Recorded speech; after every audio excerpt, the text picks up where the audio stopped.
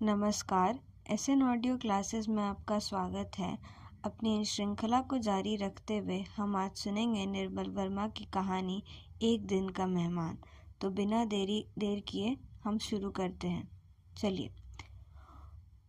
उसने अपना सूटकेस दरवाजे के आगे रख दिया, घंटी का बटन दबाया और प्रतीक्षा करने लगा। मकान चुप था, कोई हलचल नहीं। एक क्षण के लिए भ्रम हुआ कि घर में कोई नहीं है और वह खाली मकान के आगे खड़ा है।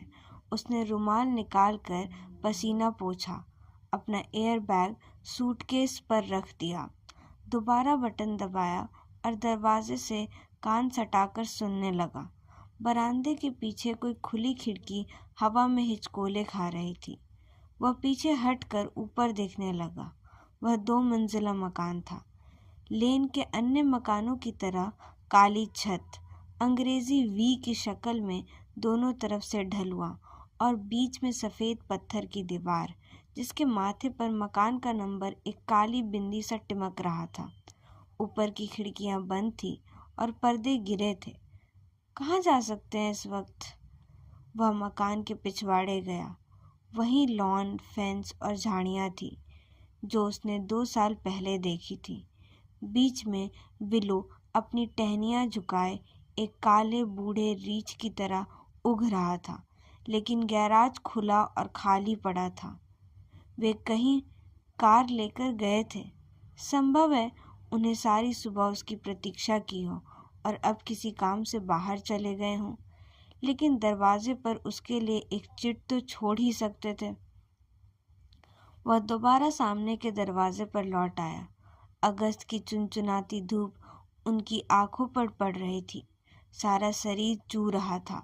वह बरामदे में ही अपने सूटकेस पर बैठ गया।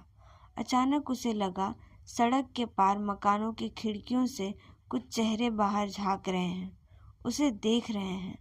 उसने सुना था अंग्रेज लोग दूसरों की निजी चिंताओं में दखल नहीं देते, लेकिन वह मकान के बाहर बरामदे में बैठा था जहाँ प्रिवेसी का कोई मतलब नहीं था। इसलिए वे निसंकोच नंगी उन्मुक्तता से उसे घूर रहे थे, लेकिन शायद उनके कौतूहल का एक दूसरा कारण था। उस छोटे अंग्रेजी कस्बाती शहर में लगभग सब एक दूसरे को पहचानते थे और वह न केवल अपनी शकल सूरत से बल्कि झुलझुलाते हिंदुस्तानी सूट में काफ़ी अद्भुत प्राणी दिखाई दे रहा था। उसकी तुड़ी मुड़ी वेशभूषा और गर्द और पसीने से लथपथ चेहरे से यह कोई अनुमान भी नहीं लगा सकता था कि अभी 3 दिन पहले फ्रैंकफर्ट की कॉन्फ्रेंस में उसने पेपर पढ़ा था। मैं एक लुटा पुटा एशियन इमिग्रेंट दिखाई दे रहा हूँगा, उसने सोचा और अचानक खड़ा हो गया, मानो खड़ा होकर प्रतीक्षा करना ज़्यादा आसान हो। इस बार सोचे समझे उसने दरवाजे जोर से खटखटाया और तत्काल हकबकाकर पीछे हट गया। हाथ लगाते ही दरवाज़ा खट से खुल गया। जीने पर पैरों की आवाज़ सुनाई दी और दूसरे क्षण वह चौखट के उसके सामने खड़ा था। वह भागते हुए सीढ़ियाँ नीचे उतर कर आई थी और उसे चिपट गई थी। इससे पहले वो पूछता, क्या तुम भीतर थी? और वह पूछती, तुम बाहर खड़े थे? उसने अपने धूल भरे लस्तम पस्तम हाथों से उसके दुबले कंधों को पकड़ लिया और लड़की का सिर नीचे झुक गया और उसने अपना मुंह उसके बालों पर रख दिया। पड़ोसियों ने एक एक करके अपनी खिड़कियां बंद कर दी। लड़की ने धीरे से उसे अपने से अलग कर दिया। बाहर कब से खड़े थे? पिछले 2 साल से। वाह! लड़की हंसने लगी और उसे अपने बाप की ऐसी ही बातें बॉर्डम जान पड़ती थी। मैंने 2 बार घंटी बजाई, तुम लोग कहाँ थे? घंटी खराब है, इसलिए मैंने दरवाज़ा खुला छोड़ दिया था। तुम्हें मुझे फ़ोन पर बताना चाहिए था। मैं पिछले 1 घंटे से आगे पीछे दौड़ रहा था। मैं तुम्हें बताने वाली थी, लेकिन बीच में लाइन कट गई। तुमने और पैसे क्यों नहीं डाले? मेरे पास सिर्फ 10 पैसे थे। वह औरत काफ़ी चुड़ैल थी। कौन औरत? लड़की ने उसका बैग उठाया। वही जिसने हमें बीच में काट दिया। आदमी अपना सूटकेस बीच ड्राइंग रूम में घसीट लाया, लेकिन उत्सुकता से बैग के भीतर झांक रही थी। सिगरेट के पैकेट, स्कॉच की लंबी बॉटल, चॉकलेट के बंडल, वे सारी चीज़ें जो उसने इतनी हड़बड़ी में फ्रैंकफर्ट के एयरपोर्ट पर ड्यूटी फ्री दुकान से खरीदी थी, अब बैग के से ऊपर झांक रही थी। तुमने अपने बाल कटवा लिए? आदमी ने पहली बार चैन से लड़की का चेहरा देखा। हाँ, सिर्फ छुट्टियों के लिए। कैसे लगते हैं? अगर तुम मेरी बेटी नहीं होती तो मैं समझौता नहीं करता। कोई लफंगा घर में घुस आया तो? ओ पापा। लड़की ने हंसते हुए बैग से चॉकलेट निकाली, रैपर खोला, फिर उसके आगे बढ़ा दी। Swiss chocolate? उसने उसे हवा में डुलाते हुए कहा। मेरे लिए एक गिलास पानी ला सकती हो? ठहरो, मैं चाय बनाती हूँ। चाय बाद में। वह अपने कोट की अंदरूनी जेब में कुछ टटोलने लगा। नोटबुक, वॉलेट, पासपोर्ट, सब चीज़ें बाहर निकल आई। अंत में उसे टैबलेट्स की डिब्बी मिली जिसे वह ढूंढ रहा था। लड़की पानी का ग्लास लेकर आई तो उससे पूछा, कैसी दवाई है? जर्मन, उसने कहा। बहुत असर करती है। उसने टैबलेट पानी के साथ निगल ली, फिर सोफे पर बैठ गया। सब कुछ वैसा ही था जैसा उसने सोचा था। वही कमरा, शीशे का दरवाज़ा, खुले हुए पर्दों के बीच वही चौकोर हरे रुमाल जैसी लॉन, टीवी के स्क्रीन पर उड़ती पक्षियों की छाया जो बाहर उड़ते थे और भीतर होने का भ्रम देते थे।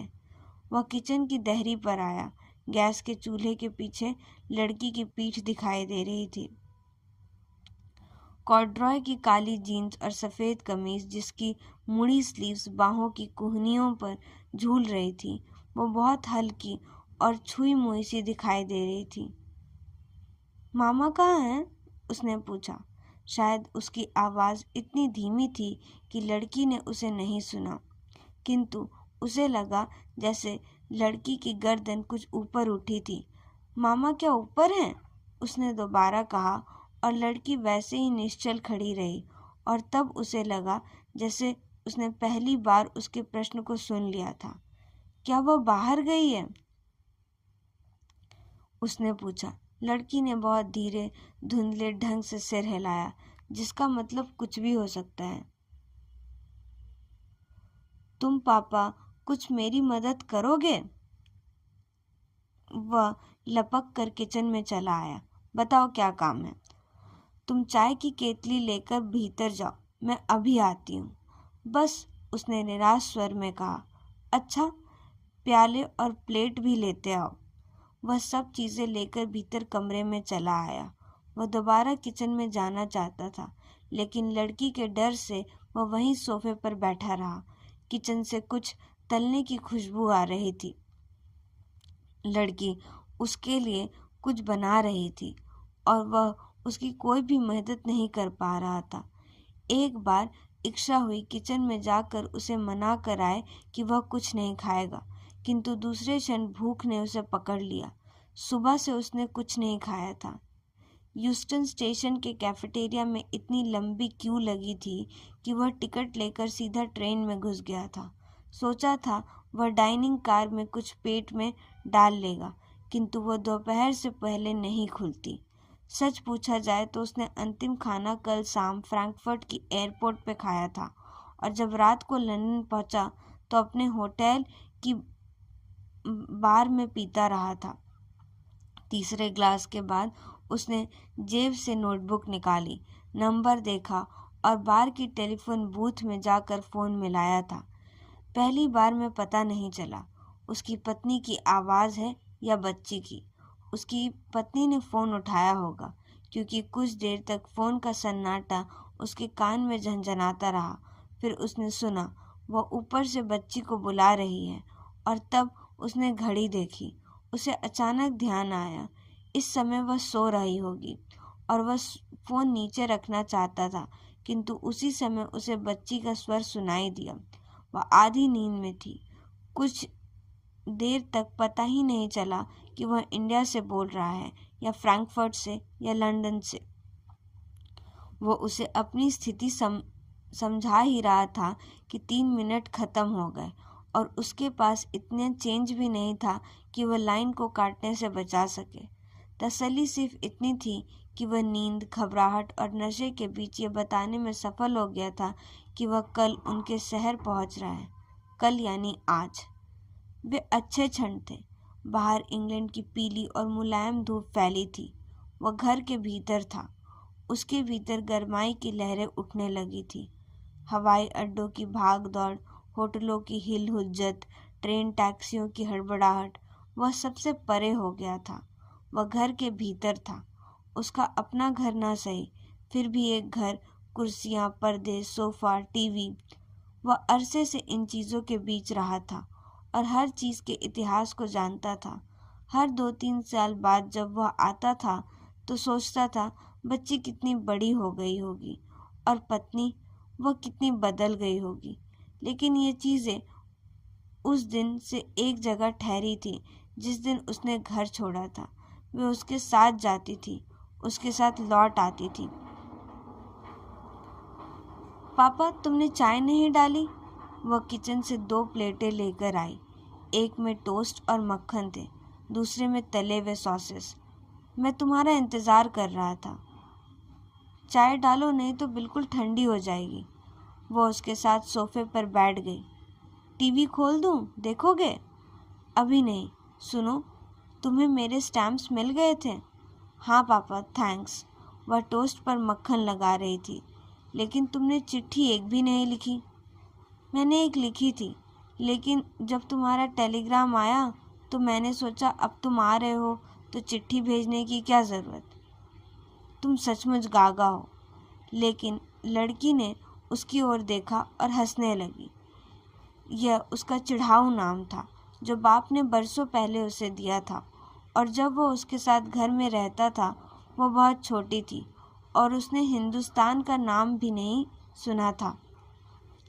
बच्ची की हंसी का फ़ायदा उठाते हुए वह उसके पास झुक आया, जैसे कोई चंचल चिड़िया हो जिसे केवल सुरक्षा के भ्रामक क्षण में ही पकड़ा जा सकता है।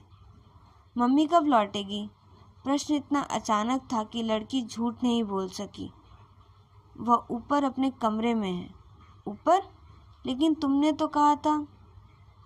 किरच किरच वह चाकू से जले हुए टोस्ट को कुरेद रही थी, मानो उसके साथ साथ वो उसके प्रश्न, लेकिन अब वह बर्फ में जमे कीड़े की तरह उसके होठों पर चिपकी थी। क्या उन्हें मालूम है कि मैं यहाँ हूँ?